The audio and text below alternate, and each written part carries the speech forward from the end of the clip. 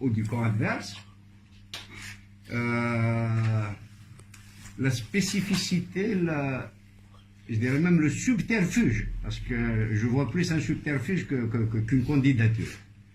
Donc je crois que ça, il faudrait absolument qu'il soit suffisamment explicité pour qu'en tout cas nos militants comprennent le pourquoi de cette candidature qui est, comme je le disais, comme ça a été répété par M. le Président, la candidature du boycott.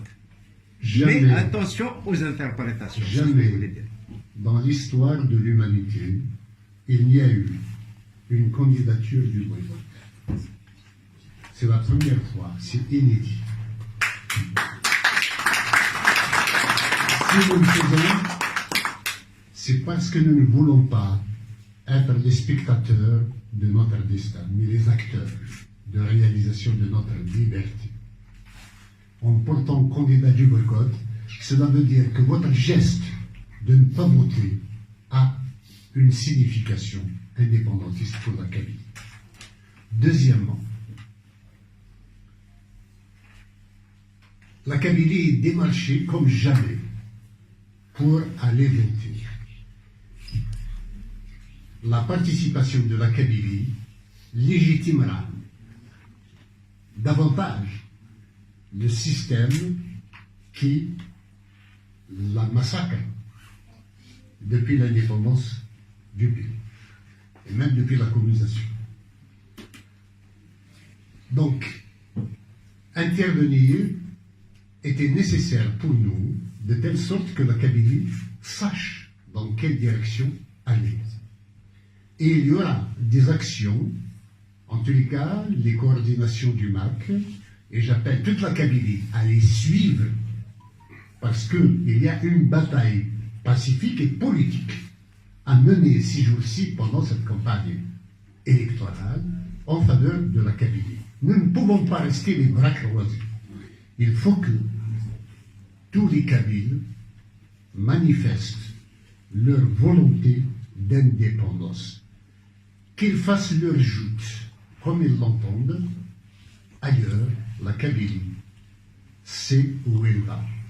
Et j'appelle les autres peuples d'Algérie, qu'ils soient Chaoui, qu'ils soient Touareg, qu'ils soient Mozabites, qu'ils soient Ahartan de Gourara ou d'ailleurs, à s'abstenir de voter. Le boycott est la solution pour mettre un terme à la fin de ce système et à l'oppression dont souffrent tous les peuples, tous ces peuples-là. Je suis leur porte-voix.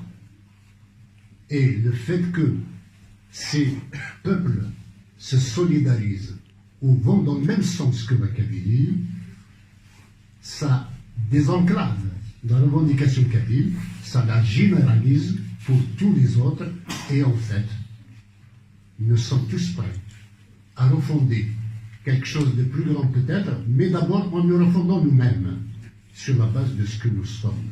Avoir chacun son État et négocier ses intérêts plus tard dans un ensemble futur qui fera le bonheur de tous. Troisièmement, cette intervention est nécessaire parce que cette candidature est nécessaire parce qu'il y a actuellement des complots qui se trament de toutes parts pour entraîner la Kabylie dans la violence, voire l'ensemble du pays, ça c'est sûr. Mais au moins, pour nous, préserver la Kabylie du chaos est une exigence de l'heure. Nous savons que des prisonniers, des criminels de sang ont été libérés et armés pour se faire passer pour la naïade de Tkhbélis. Alors j'appelle les Kabyles à ce que chaque village monte son comité de vigilance et ne se laisse pas entraider par des gens, des actes déraisonnés. La naïade sera mise sur pied. Elle aura pour fonction de protéger les citoyens, les villages, et les frontières, ainsi que les établissements économiques de la Kabylie. Mais elle n'a pas reçu l'ordre de notre part de commettre quelque exaction que ce soit.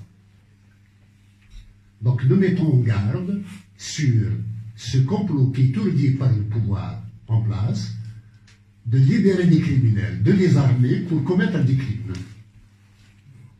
Et qu'ils vont essayer de nous accoler, de nous les attribuer. Donc, cette candidature est là pour cela. Et enfin, de tout temps, la Kabylie a eu une expression différente de l'ensemble de son environnement socio-politique. Cette candidature va dans le même sillage, va dans le même sens, c'est de donner à la Kabylie une personnalité, de renforcer la personnalité de la Kabylie à travers une attitude politique que j'appelle chacun à adopter. Nous sommes un peuple d'honneur, nous sommes un peuple de la dignité. Nous devons être fidèles aux valeurs qui ont toujours guidé nos ancêtres et qui nous guident encore.